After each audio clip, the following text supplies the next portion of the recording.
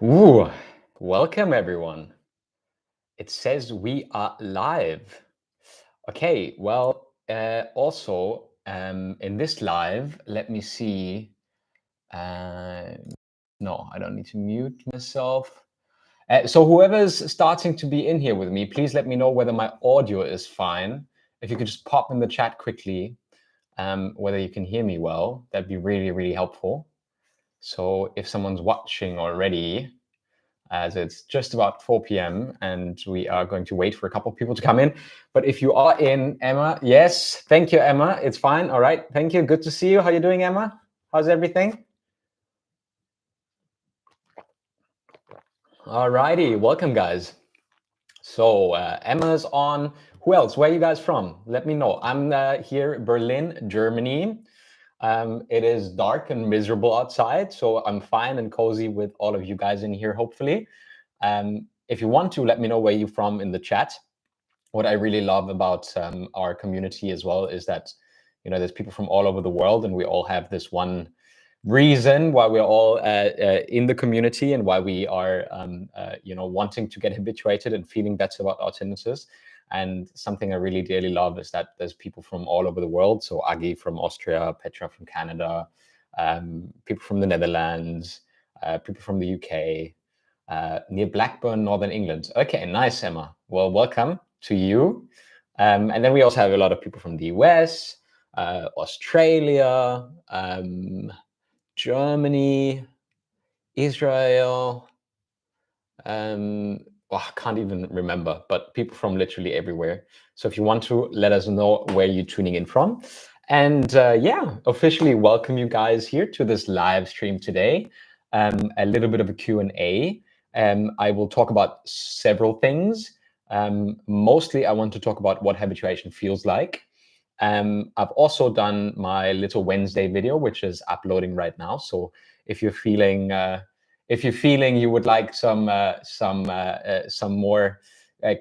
stuff to consume from my channel, there will be a video later where I very in depth explain to you guys how my tinnitus happened and how I was born deaf in my left ear, etc. So there is going to be a video. It's largely uncut because I told you I'm alone, a sole creator, and I don't have an editor or anything like that. So it's largely uncut, but I think it's quite cool because I explain my whole story. So it's going to be releasing just in like an hour. It just needs to upload and then it's ready. Mike, good afternoon. It's 10 a.m. here in Canada. I'm just north of Toronto. Thank you for doing this. Yes, absolutely, Mike. Super, super happy to. Yeah, Berlin's nice. It could be nicer in winter. It's not really nice, but in summer it's lovely. And it's really cool that you're from Toronto. We, Steffi and me, so my wife Steffi, you can, no, that way, you can see her there. We have very good friends from Toronto, Philip and Sarah and little Ella. And they lived with us here in Berlin, and then they moved back to Canada because they are originally from Canada. But I'm sure we want to go visit them in some point in the future. Definitely never been to Canada, definitely want to go as well.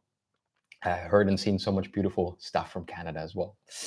All righty, let's get into it.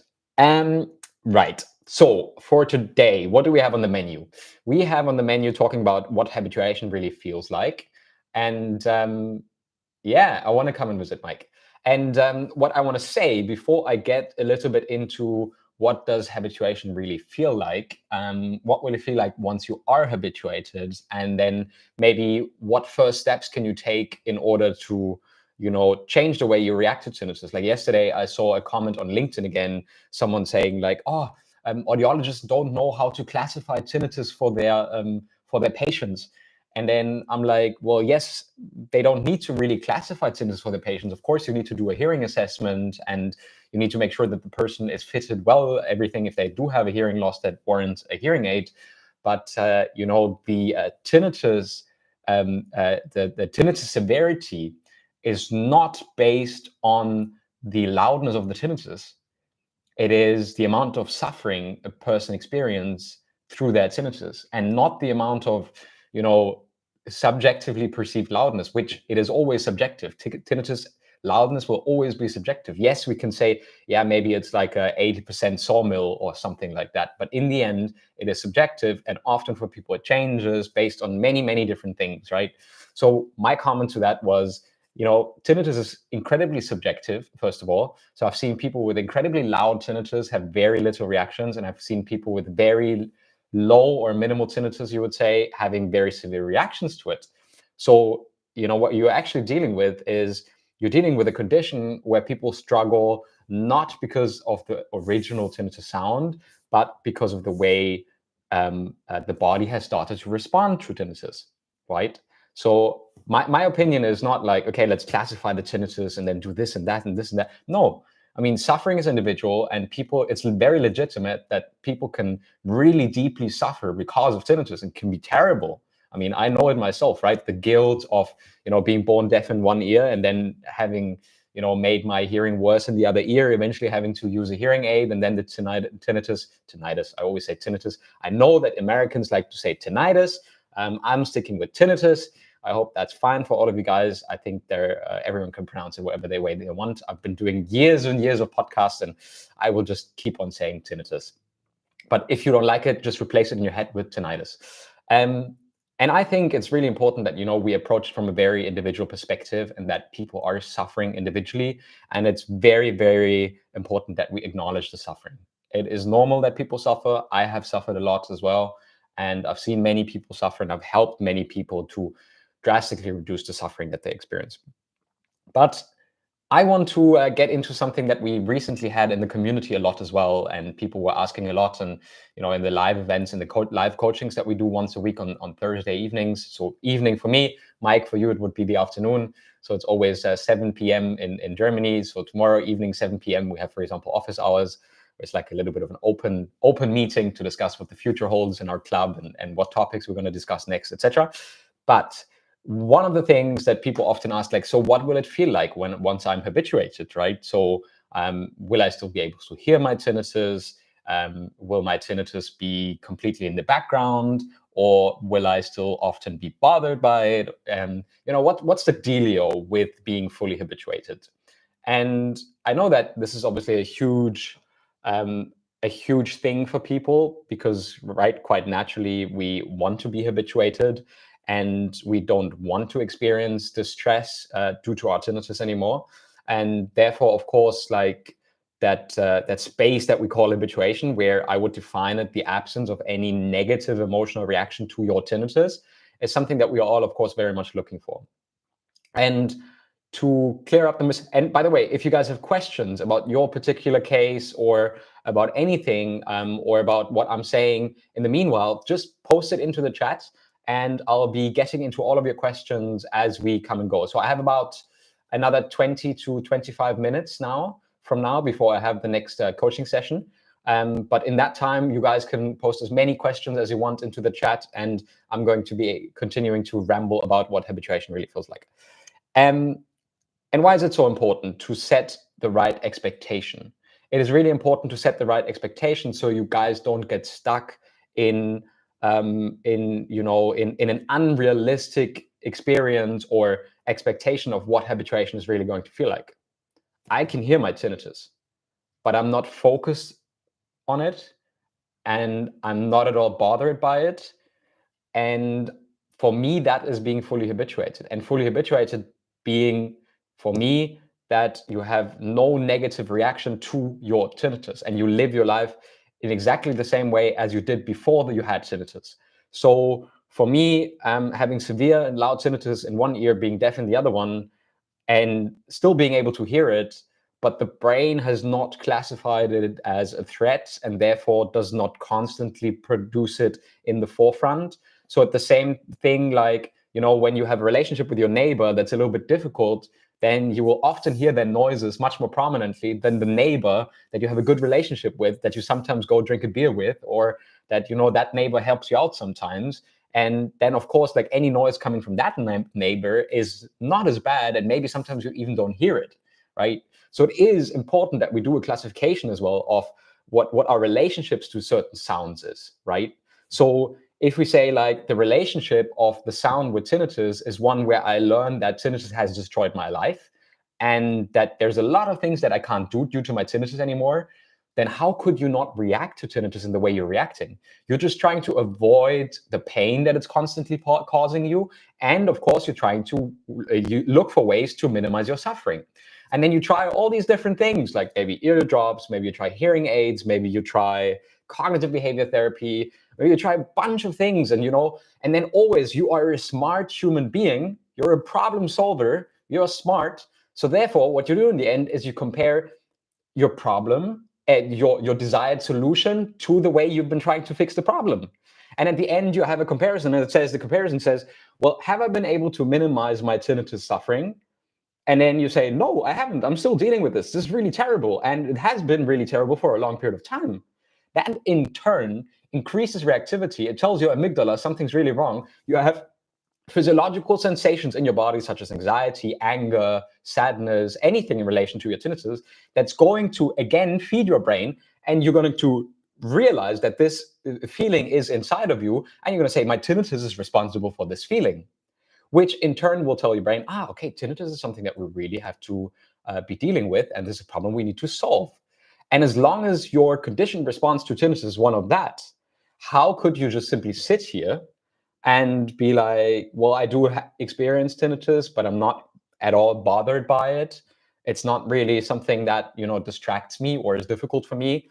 So I really want to get into, a realistic expectation of what habituation feels like.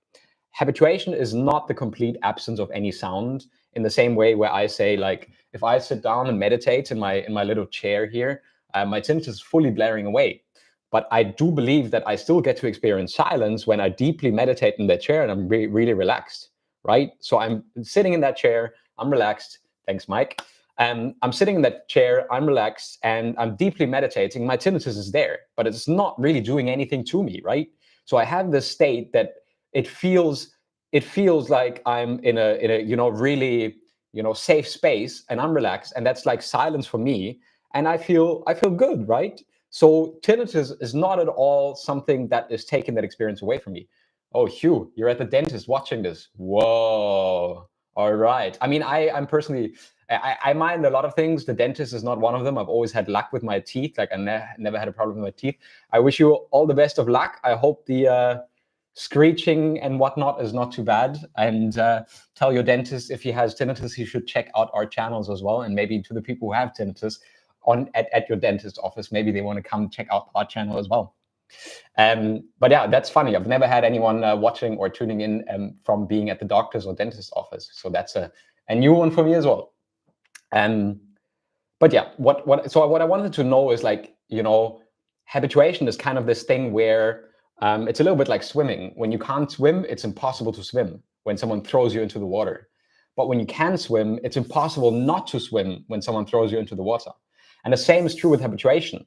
When you are fully habituated, you don't really care about your tinnitus. And it's like as if you couldn't care less about it. And it's like, yeah, you know what, my tinnitus is there, but I don't really, I don't really care about it. But when you're not habituated and you're constantly looking for ways to solve your problem, your brain naturally says, well, it's not gone yet, and I still feel terrible, and I still have insomnia, I still can't concentrate at work, I still feel like I can't socialize and do things with me. And that's obviously very, very normal. So what is the bridging gap between non-habituated and habituated? And how do I set the right expectations plus start my way towards habituation? Kai asks in German, so I will translate. Hörst du deinen Tinnitus 24/7 oder wie fühlt es sich an, wenn er nicht in the forefront of your attention ist, und was mit der Habituation der Wahrnehmung? Yeah, so I'll translate. Do you hear tinnitus 24/7, or how does it feel like when it's not in the forefront of your attention? And what about habituation of what is you Wahrnehmung would be like experience oder recognizing it oder Wahrnehmung focus. So let me get on this one this way, because I think it's a really good one. It's not at the forefront of my attention, therefore I don't perceive it. So, also auf Deutsch würde ich sagen, ich nehme ihn nicht wahr. Yeah, so I don't perceive it, I don't recognize it. So when I'm talking to you guys and I'm focused on what I'm going to say next, I'm looking at the comments, or I'm thinking about, okay, how can I frame this so it is, yeah, consciousness. Yeah, that's a good one. It's not in front of my consciousness. So I like, or literally, I'm not aware of it, right? So I think when you have no, yeah, okay, great, thanks, Kai. So when you have no a reaction to it, and you have, you're really not paying attention to it. It's almost like it isn't there. And you could compare it to these moments in the day, and I'm sure you all have them. Even people with the most severe tinnitus have moments in the day where they, don't pay attention to their tinnitus, and it's not in their awareness, not in the forefront of their awareness. Awareness is probably a good word, and and you don't perceive it. And then there's other moments in your day in which you very much perceive it and you're very much bothered by it. And often these are the moments that, can tell you a lot about your habituation journey and where the potential is of really getting better with your tinnitus and your habituation journey. So when I say, I don't hear my tinnitus 24/7, no, absolutely not. Like, let's say I'm editing a video, then I am fully immersed, like in the flow state, and I'm editing the video, and I'm fully concentrated on putting the breaks, maybe wanting to do something fun in the video as well, right? Like something doofus, like, I'm not a great video editor, and I apologize for that, like, but I'm still glad that you guys are hanging out at my channel and that you support my videos and my creations. But I'm just trying to have fun, and at the same time doing something good for the tinnitus community and hopefully for the world.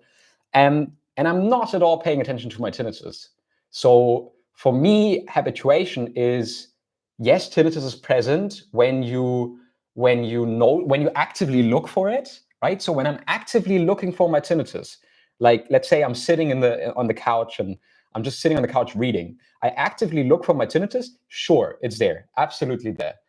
But when I, get immersed by the book that I'm reading or something like that, and I like connect with what the author is saying and everything, I get sucked into the book basically, and I never know it's there. It's a little bit like, look, your fridge is humming or something else is making a noise, but you're so absorbed by the television or by the book you're reading that you're not paying attention to that background noise. And that's the same as being habituated. So literally the difference between habituation and non-habituation is that your brain thinks there is some danger by the presence of tinnitus, which is why it constantly presents it to you, right? How could you not be paying attention to something that is creating so much pain and emotional turmoil in your life and makes you feel like you have to compromise your life, you have to do things to protect yourself, and so on and so forth, right? So it's really, really, really important that that the only difference in being habituated and not being habituated is the way your brain thinks it needs to present tinnitus as a threat or something that you need to be working on or working out. Let me go. The word performance when you are editing a video, your brain is distracted. After a year, that's essentially where I am. Great. Is it okay when I? Yes, you can write in German. It's no problem at all. I don't think it's little people. It's 11 people. It's all good. I would do it for one person. I do one person at a time with their tinnitus journey. I help people one person. I get you all habituated one person at a time. I don't care if it's one person in the stream or 1,000. I don't give a damn. So I'm going to help you guys one by one. What I said before, where I am 10 months ago with tinnitus, I do CBT, ACT, and sound therapy. Yeah, Kai, that's awesome. That's great. So ACT is very, very good. ACT is the one combination of being able to learn techniques that allow you to diffuse from negative thoughts and simply experience physiological emotions that are coming up in relationship to your tinnitus, right? Such as like anxiety, anger, frustration, all of these, they are simply allowed to be there. Emotions never stay. They come and they go as they want. When you try to avoid them, that's when it gets tricky. That's why I'm not the biggest fan of sound therapy, right? Because what we essentially do is we mask the tinnitus in order to avoid it. But yeah, so that's a little bit, again, I'm saying like everyone should do whatever they need to do. And it's fine that you guys, you do what you want, and it's okay if you need that support with the sound therapy, it's good. But it is very important that that you realize that tinnitus doesn't have to take these things away from your life. And in acceptance and commitment therapy, for example, we say that you do diffusion, so you know how to handle difficult thoughts, physiological emotions, and so on and so forth. And you do value-based actions. So whatever you wouldn't do because of tinnitus right now, maybe not going to a super loud concert, but like maybe exercising, hanging out with family or friends, you slowly and steadily start to realize and teach your brain that all of these things you in fact still can do. And that's how tinnitus slowly but steadily loses its danger. Now, I've deviated quite a lot from what habituation feels like, but I'm also reading your guys' comments. I came to a point where I realized I've given too much to my tea. Get on with life is my mantra. Yeah, Mike, that's absolutely fantastic. Does tinnitus ever wake you or keep you awake? If so, how do you tackle this? No, my tinnitus doesn't, but I am a long-standing insomniac myself, which not anymore, by the way. This year with burnout was a little bit more difficult, but tinnitus never kept me awake for the last 10 years, probably, because, I am fully habituated. So it's never my tinnitus that keeps me awake. It's other things that I'm concerned about, maybe the business or things like that, or personal problems maybe. But I have, for example, something really, really cool inside the club. Last week I wanted to show you guys. Our. Yes, it works. Look, that's fantastic. So I can show you guys that, for example, Emma, we have a space inside the club, inside the www.mytinnitus.club. We have a resource for tinnitus and sleep, where I did my interview with my absolute all-time favorite sleep scientist. He's an acceptance and commitment therapist specialist. His name is Dr. Guy Meadows. You can also check out his book. If you do struggle with sleep, I highly recommend it. It's called The Sleep Book, How to Sleep Well Every Night by Dr. Guy Meadows. He's an insomnia specialist from London, and I've done a Q&A with him, an hour long, as you can see. It's inside mytinnitus.club, where you can, where we discuss everything on how when you have insomnia and how you react to it is really the most important thing, and how, it starts feeling, and how you wake up at night, what you do when you want to get back to sleep.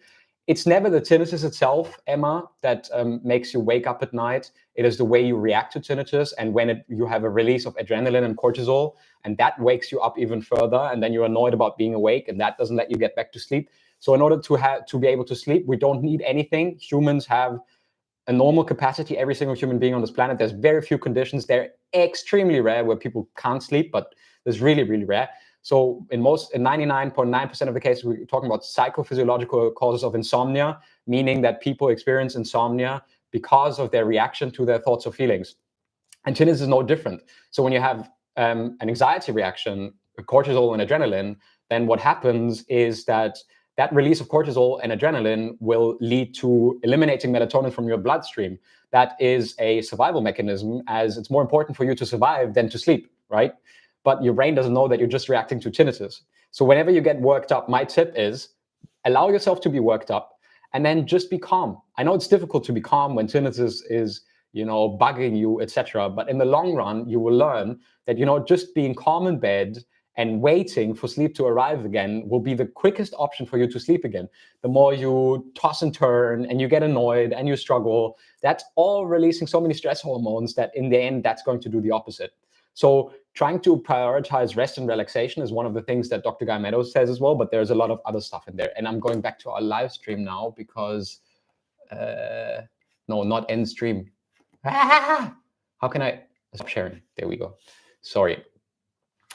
So I'm going to continue going. We have another 10 minutes. So let me go into the other questions. I hope that was able to answer a few of the questions, a little bit your question. Tinnitus doesn't wake me up, Emma. So if you tackle it, just, stay calm. Maybe watch the video that we have in the club. There's a free 7-day free trial for all of you guys always to check that out and to be able to watch this stuff as well. Kai, and still that sound is still annoying me most of the time. I don't get that. I don't perceive tea as a threat or annoyance. Yeah, Kai, but the question would be, what are those underlying feelings and what are you most afraid of in relationship to your tinnitus? And if you are able to investigate that, I'm pretty sure that you will get beyond that, because that's, for example, what I do with my coaching clients or in the club every single week, right? So that's what we do all the time. And yeah, I mean, I can only say if you investigate that, I think that's going to be going well. Mike, thank you for saying this is excellent. Pius, good night. It's 9 p.m. here in India. Hi to India. Thank you for saving so many lives, Sir Frida. Thank you. That's very nice of you to say.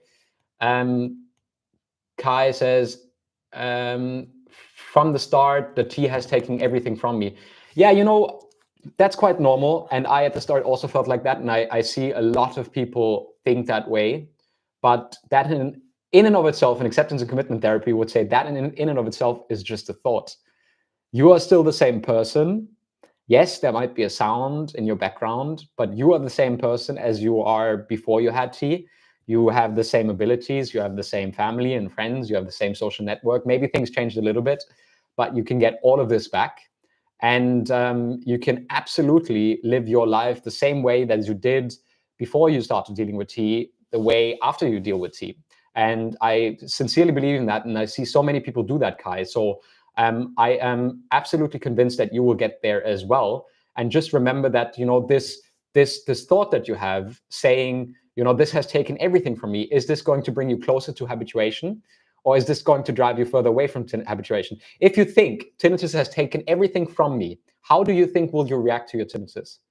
If you think your tinnitus has taken everything away from me, how can you not go into fight mode against it again? How can your brain not perceive it as a constant threat if you know that this thing has taken everything away from me and it's making my life miserable? Difficult thing. Close to impossible to habituate if you relate to tinnitus in that way. And I'm not saying it's an easy thing to just change that. No, I'm not saying that. It's not. You don't just change that.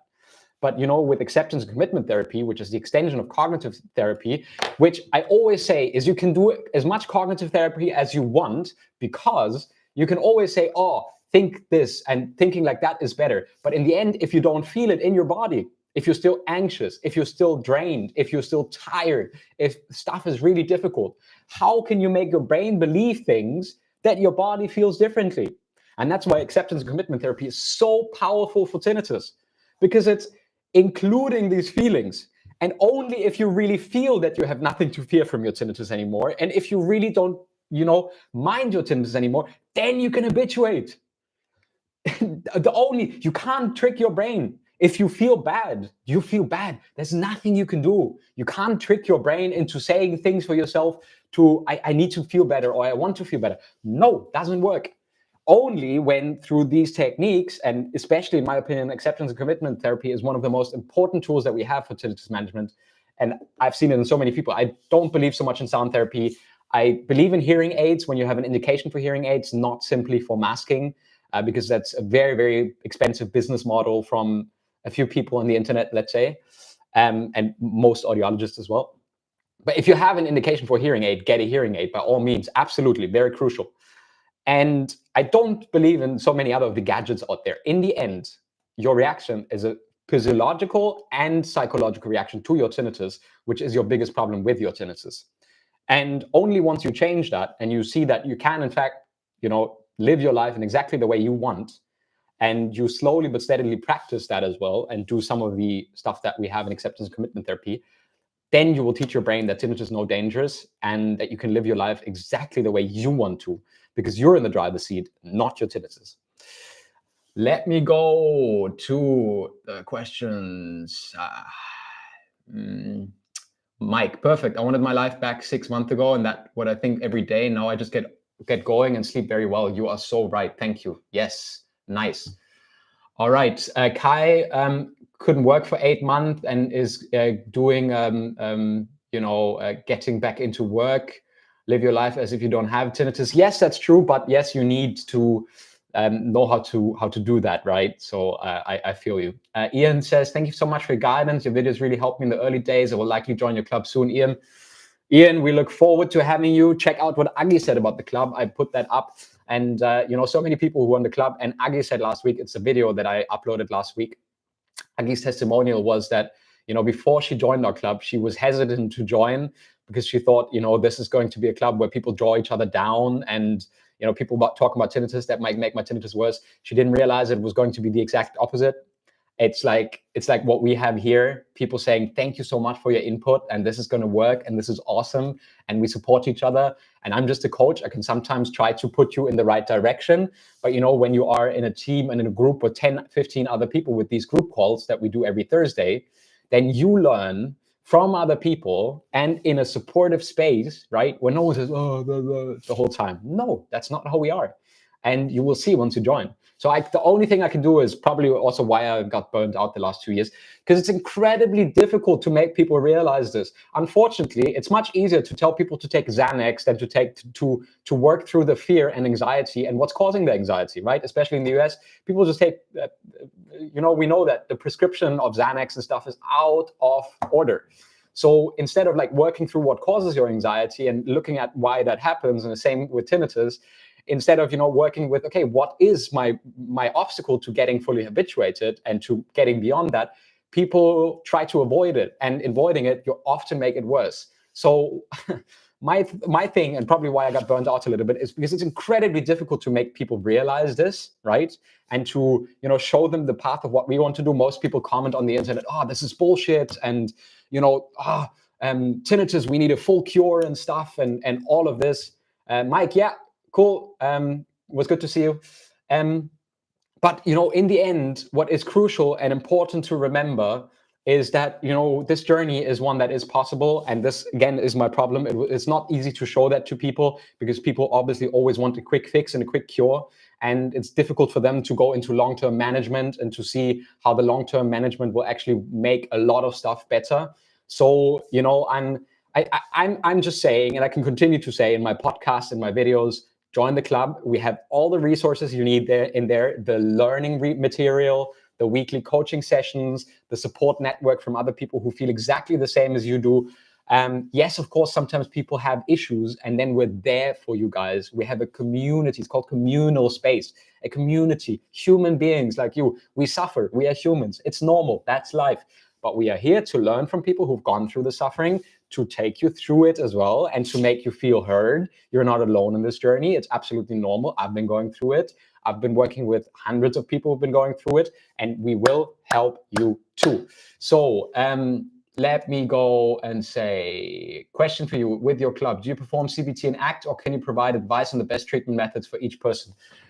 Both. We have CBT and ACT in the club. Plus, I will personally tell you what the best method for you to use the club is, because once you join the club, I give you a 30 minutes introductory call where I show you all the resources. We go quickly through your story with tinnitus, and then I tell you which videos and which online courses inside the club to do first, and then we discuss it in the weekly group coaching session. So everyone gets personal treatment in my club.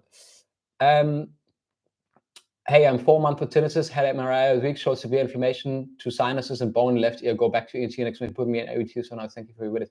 Yeah, hope that you get a lot better. It sounds like once you have that inflammation problem resolved, probably you will be a lot better. I hope that will get you. Yeah, and I mean, getting Xanax for like at the moment, I'm not saying Xanax is a bad thing, right? Look, I've been going through burnouts and depression and anxiety this year as well, largely because it was so difficult to make people realize and appreciate what I have built and constructed, because people mostly prefer quick fixes and hearing aids and stuff like that, and the whole industry is set out that way. So you're actually going against the windmills if you go the way I want to go with people.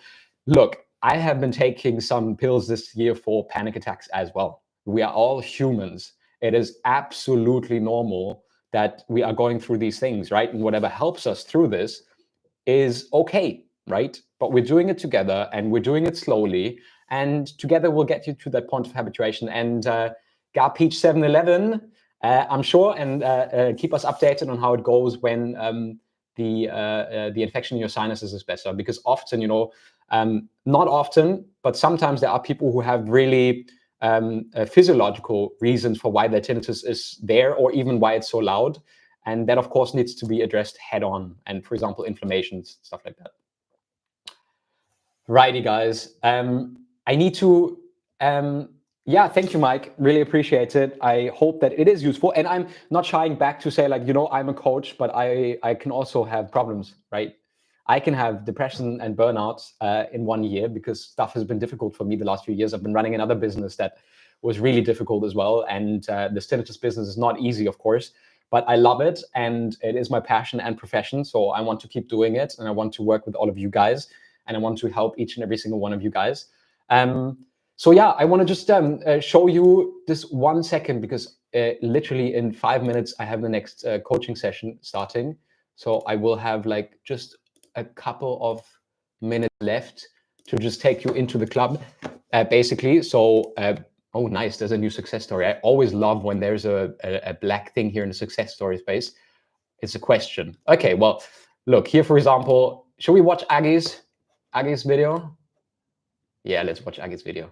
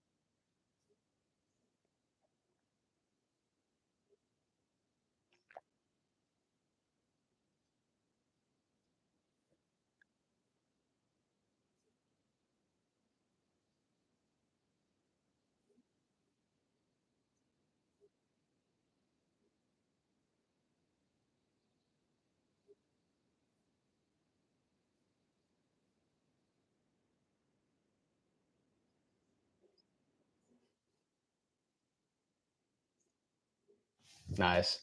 Yeah, so Agi is a school teacher from Austria, and she's been in the club for about a year now. And there's a lot of other success stories, but you will see, like, we have daily habit trackers that help you use acceptance and commitment therapy to, exactly guide you through what to do on a daily basis. We have daily rest and relaxation, yoga nidra, guided meditations, self-compassion resources.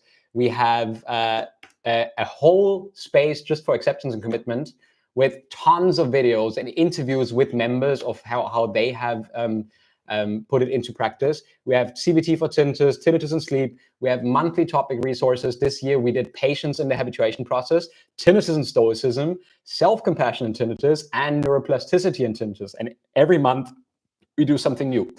And yeah, then we have the 8 weeks course to tinnitus, like a guided 8 weeks tinnitus course for you guys, included in the premium area. Another space here. Oh, I really need to speed up now because I have the coaching session. I can't let the client wait.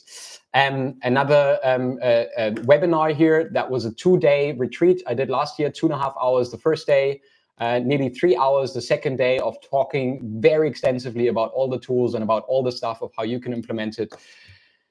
And honestly, weekly events, look, you just simply click on the weekly event, click on the Zoom meeting, and you'll be able to join us, for example, tomorrow evening for the office hours. Alrighty. Ooh, there's so many thingies. Okay, guys. Thank you, guys. I hope that you guys are well. I hope that the stream has been helpful. I'm going to be jumping over to my next session now. I'll see you here either next week on Wednesday, same time, or I will see you in the club. It would be fantastic. Or check out the resources. I'll just put them in the chat quickly, so that you have all the resources that I share. Link tree, altering tinnitus. There we go. Nice. There we are. Alrighty, guys. Then I wish you a good week. Hopefully a relatively calm pre-holiday season, one might say. And yeah, later on I'm sharing another video. And on Friday we have a usual video coming out, 8 p.m. podcast episode as well. So thank you for watching. Wish you all the best from my heart to yours, from Berlin and Germany to wherever you're tuning in from. Wish you all the best. Goodbye.